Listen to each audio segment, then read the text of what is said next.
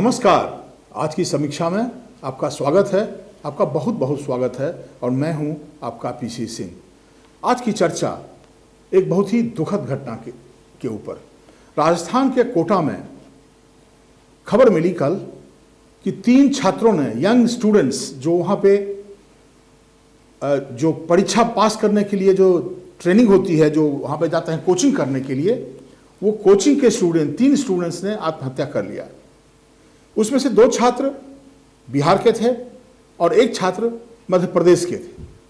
ये पहली दफा ये घटना नहीं घटी है कोटा में भी और देश के अन्य हिस्सों में भी, जहाँ जहाँ इस तरह के बच्चे के साथ इस तरह की घटना आपको दिखाई पड़ेगा कि ये कई बार इस तरह की घटना सामने आती है।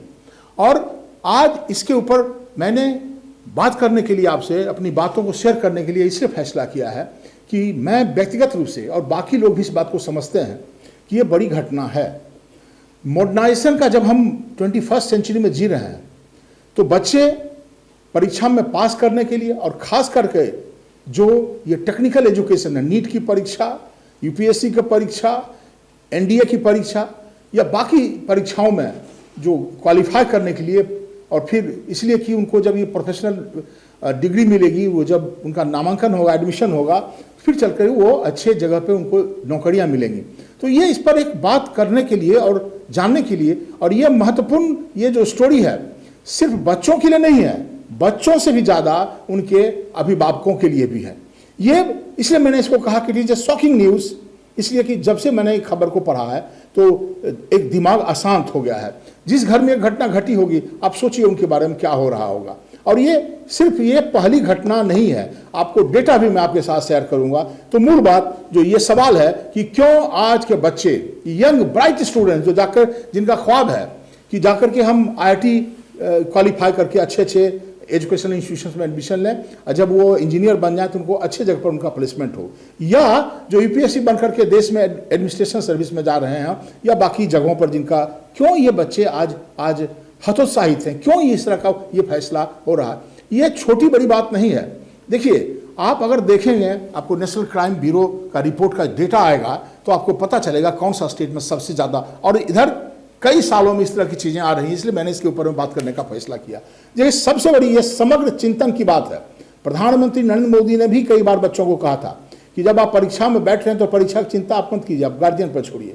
और मैं जानता हूँ व्यक्तिगत रूप से बहुत सारे गार्जियन, और मैं भी अपने बच्चों को बोलता हूँ कि परीक्षा में तुम पास कर जाओ या फेल कर जाओ, ये इंपॉर्टेंट नहीं है। ये हम लोगों की समझ आ चुकी है कि कल कोई जरूरी नहीं है कि जो बच्चा परीक्षा में नहीं उत्तीर्ण हुआ, जिसका कि इस एग्जाम में नहीं हो पाता है नीट में, वो कुछ और नहीं कर पाएगा। हो सकता है उसके लिए कुछ और रास्ता खुल जाता है।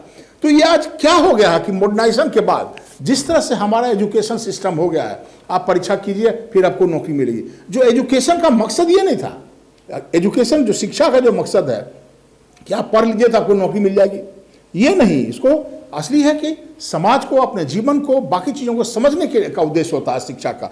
इस पर कई स्टोरीज किए गए हैं, कई मतलब अध्ययन किए गए हैं। लोगों ने इस पर काफ़ी बड़े बड़े इंटेलेक्चुअल्स ने इस पर अपना कंट्रीब्यूशन किया है। सबसे पहले कि जो सुसाइड क्यों होती है, इसके बारे में हम लोग को छात्र जीवन में पढ़ा करते थे। फ्रांस का एक बहुत ही 19वीं सेंचुरी का इंटेलेक्चुअल था, इमाइल डर्कहाइम। उसने कहा कि जैसे व्यक्ति, इंडिविजुअल जो है, वो समाज से उसकी दूरी बढ़ती है तो उसका एक प्रेशर होता है और वो सुसाइड कर लेता है। वो 3 तरह के सुसाइड की बात करता है। अगर मैं उसके थ्योरी को अप्लाई करने का कोशिश करूं यहाँ पे, तो मैं देखता हूं कि बच्चे आखिर क्यों सुसाइड कर रहे हैं। उनको लगता है कि अगर हम इस अमुक परीक्षा में पास नहीं किए, अगर जो मेरे पेरेंट्स का एक्सपेक्टेशन है कि हम IIT में नहीं किए, हम मेडिकल में नहीं गए, हम IAS में नहीं गए, तो मेरे गार्जियंस क्या सोचेंगे, मेरी माँ क्या सोचेगी, मेरे पिताजी क्या सोचेंगे, मेरे भाई बहन क्या सोचेंगे, या फिर समाज क्या सोचेगा। तो उसको लगता है कि कहीं ना कहीं वो समाज के नज़र में और घर के नज़र में और परिवार के नज़र में वो उसकी मतलब वो एलियनेट फील करने लगता है, अपने आप को दूर महसूस करने लगता है, और इसलिए वो बाध्य होकर के जो एंग्जाइटी का शिकार होता है। उसका जो ख्वाब रहता है कि अगर हम उस मुकाम तक नहीं पहुंचे तो फिर मेरे सामने हताशा के अलावा कुछ भी नहीं बचता है। तो यही चीज़ उसको फोर्स कर देता है सुसाइड करने के लिए। लेकिन क्या ये जो हमारा मॉडर्न एजुकेशन इंस्टीट्यूशन है, एजुकेशनल इंस्टीट्यूशन हो या फिर कोई और इंस्टीट्यूशन हो, क्या ये अफेक्टिव है?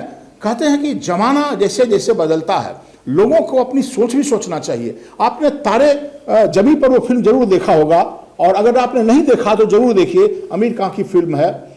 और आमिर खान ने उस फिल्म को, उसको सही मैं समझता हूं को शायद ही कोई व्यक्ति होगा जिसने उस फिल्म को नहीं देखा होगा। और उसका यही मैसेज है कि बच्चा क्या करना चाह रहा है, हो सकता है जिसको आप वहां नीट के लिए भेज रहे हैं, उसकी इच्छा को राइटर बनने की मैं व्यक्तिगत रूप से भी कई लोगों को जानता हूं।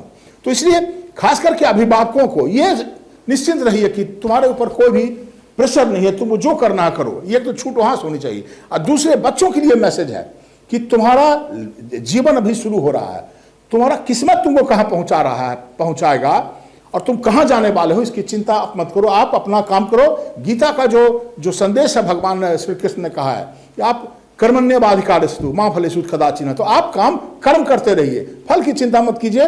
और इसी उद्देश्य से अगर आप आगे बढ़ेंगे तो आपका रास्ता सुगम हो जाएगा। इस संदर्भ में दो और व्यक्तियों को कोट करने का कोशिश करता हूं। फ्रांस के ही ऑस्ट्रिया के एक बहुत बड़े इंटेलेक्चुअल, उनका नाम था इवान इलीच। उन्होंने मॉडर्न एजुकेशन के ऊपर में कई बुक्स लिखे, और उसमें हम लोग के जमाने में जो हम लोग को पढ़ाया जाता था डी स्कूलिंग सोसाइटी, उन्होंने इसके उद्देश्य के ऊपर में क्वेश्चन किया था कि जो मॉडर्न इंस्टीट्यूशंस है, स्कूल खास करके और फिर हॉस्पिटल्स, ये कितना अफेक्टिव है, जिनका उद्देश्य था ये क्या बच्चों को ज्ञान दे। इसलिए कहता कि ये जो क्रिटिक उन्होंने लिखा है कि ये जो मॉडर्न इंस्टीट्यूशन है, इनका बुरा प्रभाव हो सकता है। उसी तरह से एक और लैटिन अमेरिकन कंट्रीज में बहुत ही मतलब इंपॉर्टेंट